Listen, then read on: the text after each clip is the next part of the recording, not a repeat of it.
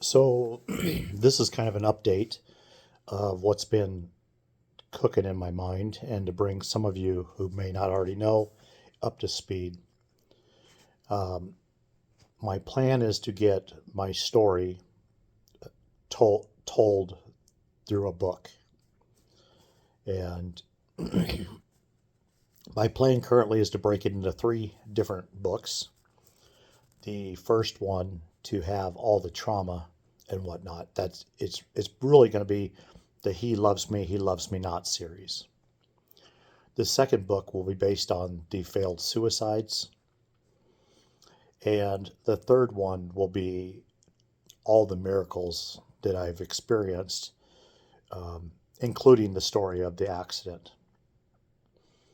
We have started on the first one, and it's moving along. I'm learning a lot about the process of hiring a writer and having them write and work through the process. So there's been a lot to learn. It's been fun so far.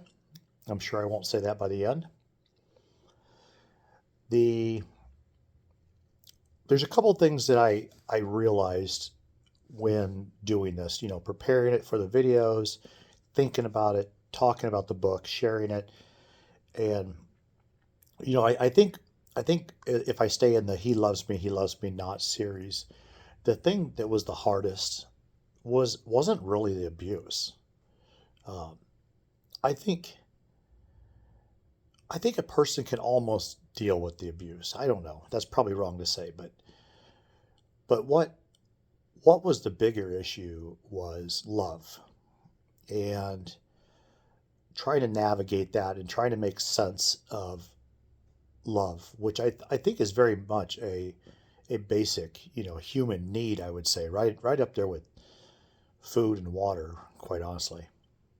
I mean, even that movie Castaway, before you know it, he's talking to a volleyball because there has to be relationship, to keep a person sane. There has to be some type of something for you to love and for something to love you back. And that was really really distorted in my childhood and through quite a bit of my life, where it was either performance based. If you did the right things, you would get some type of love, and then it was a remorse love, which was the side that pretty much always came out of dad after his games or punishments or beatings, whatever it would be. Uh, he he definitely wasn't schizophrenic, but there was a time that after he never said sorry, he never apologized, never nothing, never owned it, but he changed, and he changed about the same time that we got ourselves collected. Tears put away, all the signs of the abuse hidden, got herself put together to go out the door. And what stayed in, what happened in the walls stayed in the walls, and what happened outdoors, they were two separate things.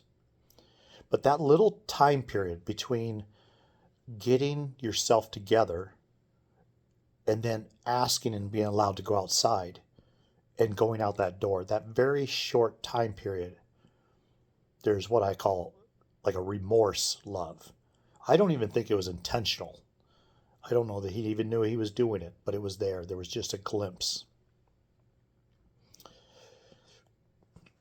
So, and this went all the way up. I mean, I'm not going to completely go into all that at this point, but what really struck me as I've been looking at this, I've been thinking about this from an angle I haven't done in however many years, 30 years. So I want to change to a different time period. We'll keep that thought, and I want to change to a different time period. So when the triplets were in second, third, first, second, third, maybe fourth, um, I did a lot of the taking care of them and raising them just because just the way the situation was at that time. And we would all bicycle up to school, and they'd all park their bikes, and some of the days I'd even walk them in, and then I would hop back on my bike and bicycle home. And then before they got let out of school, I would bicycle back up and pick them up, and we would ride home together. That was kind of the norm. That was the majority for sure. Uh, and some days, what I would do is after bicycling home, I would go home and get a vehicle, and I'd park out front because at this point there's no buses out front or anything like that. And the reason I was is because I was a volunteer, and I pretty much volunteered in their classes right along with their grade changes. And it was once, twice a week I was doing it, and I absolutely loved it. And I thought, it's just another way of being able to be in their lives and to be part of their molding and shaping and being there for them. And the other reason I had interest in it is, at least one, if not more, of the boys was a little advanced. I felt, and I think other people felt that. And I thought, well, I'd be able to work with him and on more advanced topics or something like that.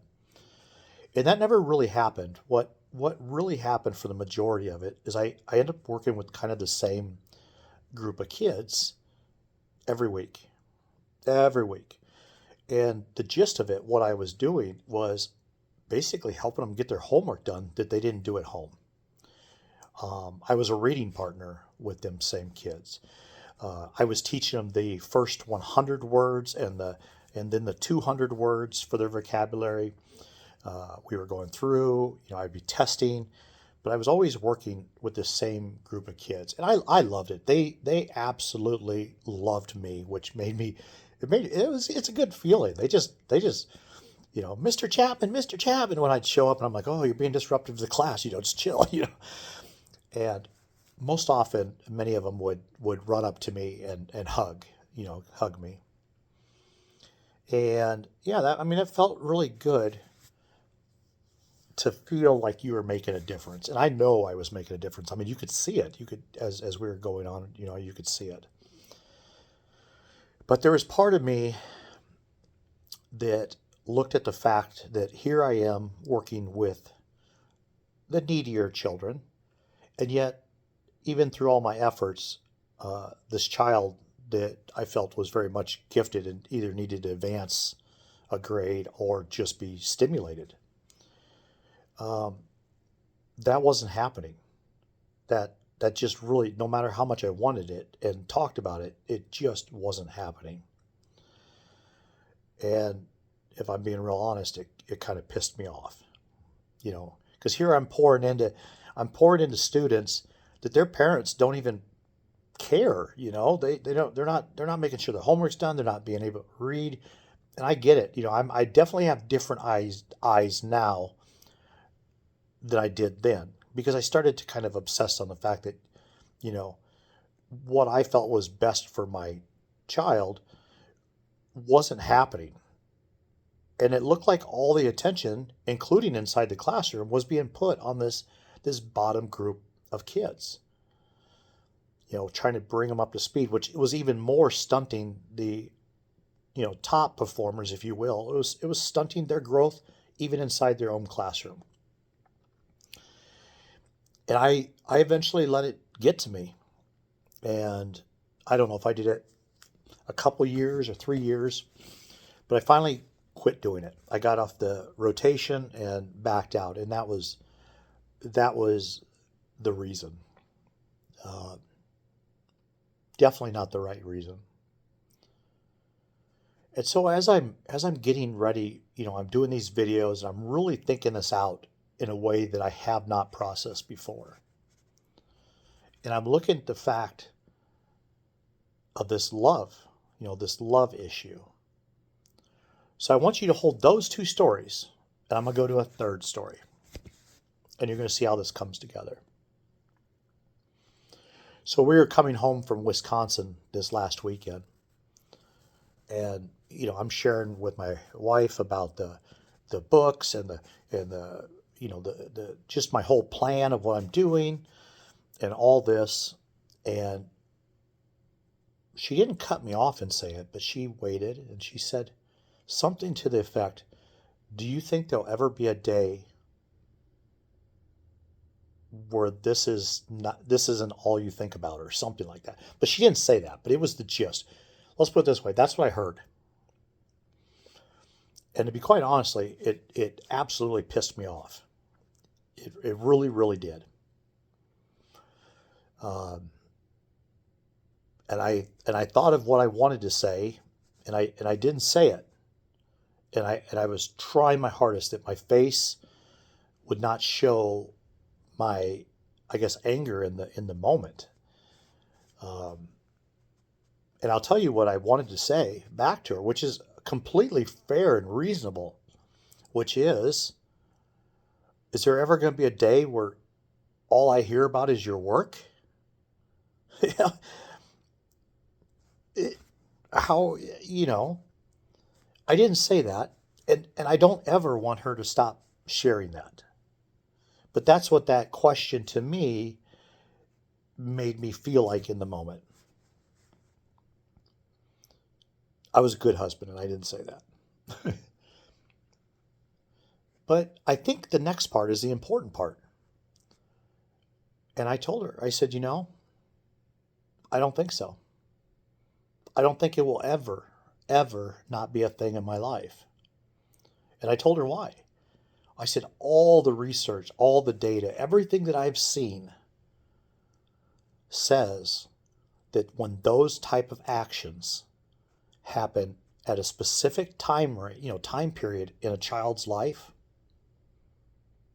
you're done. It's set, and your whole life will revolve around it. It will be the anchor for everything you do. And there really was no plan of getting out of it short of giving you so much meds that you just sit there and drool, which I don't think is a solution. Now, the research has shown that trauma outside of that range can be very much minimized with counseling or drugs or just different techniques. But the damage that was done from the trauma during those young ages is very much uh, permanent, and it is the lens that you will always see through. And then my mind started to go, wait a second, wait a second, wait a second, wait a second. I can almost guarantee you that every one of those kids, I'm getting goosebumps as I'm even thinking of it. I can guarantee you pretty much every, if not all of those kids that weren't getting their homework done at home, if you will, that they were of risk of falling behind and were behind. I believe, and I'm not thinking I'm important, but based off the kids' reaction, I would say they very much felt loved by me. Always interacting with them and helping them through it. The stuff that they weren't getting and that you don't really get in the classroom. It's not necessarily the teacher's fault, but that would be a hard thing to pull off because, here I'm spending, I would say, at least an hour a week with each of these children. And you build up a relationship, and a trust. And I would say honestly, I had a love for the kids. I very very much was emotionally invested in their success and their outcome and just their whole picture, not just whether they could read some words.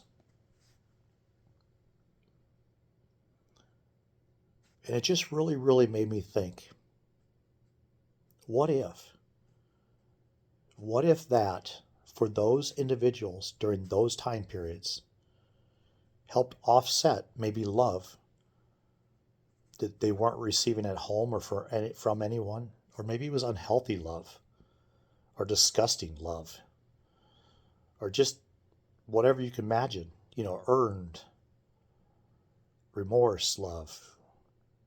What if that's all they had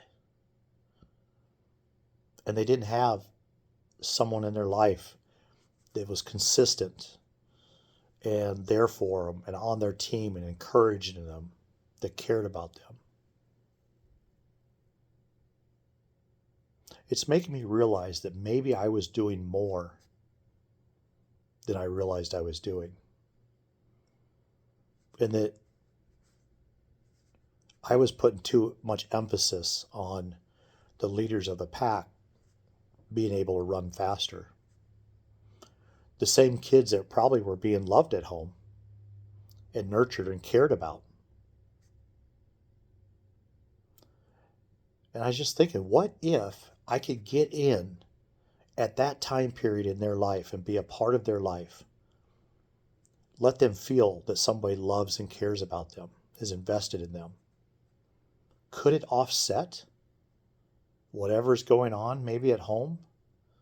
Could it change the outcome so that if they're driving in a car one day, they're not having a conversation that goes, will there ever be a day that you don't think or talk about this? What if that day didn't come? Because there was someone that intervened at that crucial time in their life when they needed it most. It has encouraged me, and I have reached out to the volunteer coordinator for the school, same place. Looks like there's still 2 of the 3 teachers. I want to do that second grade or so where we're doing they're learning to read, they're learning the words. I really, really enjoyed uh, their attempts to read a book, and oh my goodness, sometimes it was whew, a little bit much. I think that's the group that I think would benefit most.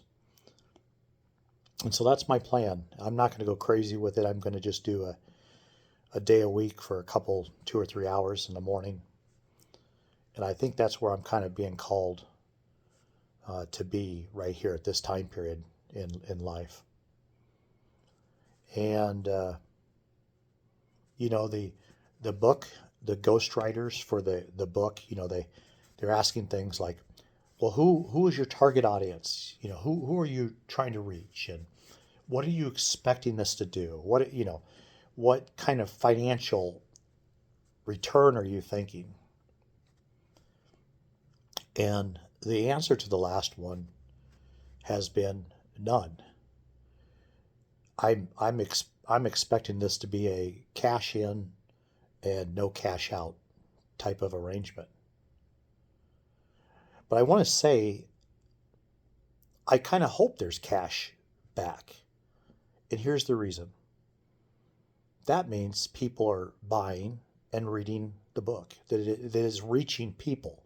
And reaching people, I definitely, definitely want. And if the byproduct is any type of monetary gain, if you will, then I've already told them my intentions to do that. I don't need the money. I don't want the money from that. I don't want a profit. I don't want any gain financially to come from such an event. Okay, and here's been my answer.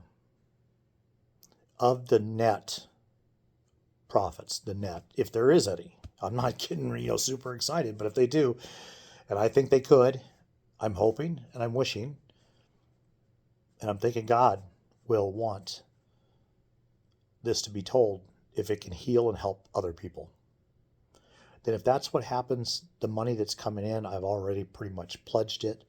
And what it will be done is to reach other people that are in that same situation. And my intention at this point is to be the really young, that second and third grade. What does that look like? What are the needs? So that's my plan for right now. And I want to go just a little bit. I don't want to freak anyone out who doesn't do the whole Christ thing, but I do want to go here because I think it's important. You know, in Genesis, the very first book of the Bible, it talks about God creating man. And, well, we obviously know he was alone. And it's somewhere around verse 18 or 19, I think he says something like, it is not good for man to be alone. You know, I mean, I have it perfect. Go look it up if you want the exact wording. But it's not good for man to be alone. I will make him a helper. That's it. Doesn't say a female. It doesn't say anything. It just says people are not supposed to be alone and they're supposed to have a helper. So in that fact, I think a lot of people go real negative with this and they go like whatever, like, oh, a woman's supposed to serve the man. She's just a little helper on the side. No, no, no, no, no. I don't think it's that at all. I personally do not think it's that at all. I think this is a great opportunity for Adam to be helped and for Adam to help another, which looks a lot like love, an investment in another person and caring about another person, concern for another person. It's many more verses before God actually makes Eve. Well, it may not be a tremendous amount, it might be two or three, but there's a crap load of stuff that goes on in there. Like, you know, Adam is just whipping out names for all the animals. And I mean, he's got work to do, you know. So there's quite a gap, at least on paper, between God putting, you know, telling him, hey, I should make this guy a helper. He shouldn't be alone.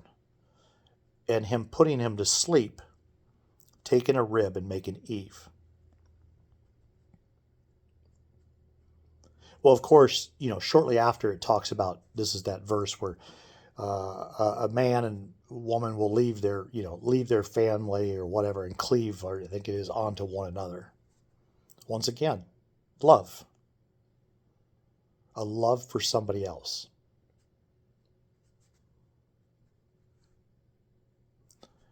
And I don't know why I bring that up, only to say it's at the very, very, very beginning of the book.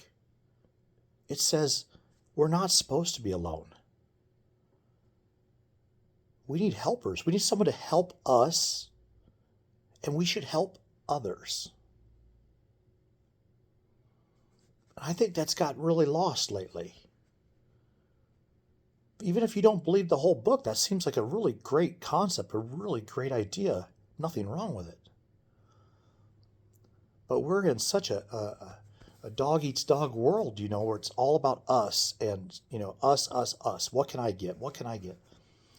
And that's like the opposite of getting up alongside someone else, getting up underneath their load, walking alongside them, silent even, but you're there, and they know you're there, and there's value in that, there's comfort in that, and without even saying a word, there's love in that. I wonder if we all shouldn't look more back to the Genesis in the very, very beginning where this is talked about. And I'm just going to say it one more time, that God said, you should not be alone. I will make you a helper. Who's your helper? Who helps you? I hope in your life there's more than one helper that you have. I hope there's many helpers. I feel that it'd be very pleasing if you had so much help that you didn't feel alone, ever. And I'd hope in return that you would find your people, or even look for new people to come up alongside of, to call them, to reach out, and just kind of hang out, love on them, show them you care, that you're genuinely interested, that their life has importance also, and it matters to you. And I think that's a good thing. I think there's nothing wrong with that. Man, could you imagine the whole world doing that? If everyone did that, I would have to try to draw that out or think about that more. But it would be a different, absolutely different place if everybody was doing that. So that's my food for thought. That's kind of some of my new news and my direction that I'm going. So I say to you all, I hope you, wherever you are when you're watching this, that you are having a good day and that you feel loved, you feel valued, you feel needed, you feel wanted, you feel like somebody is concerned or has concern for you. And with that, I say, God bless you and have a good day.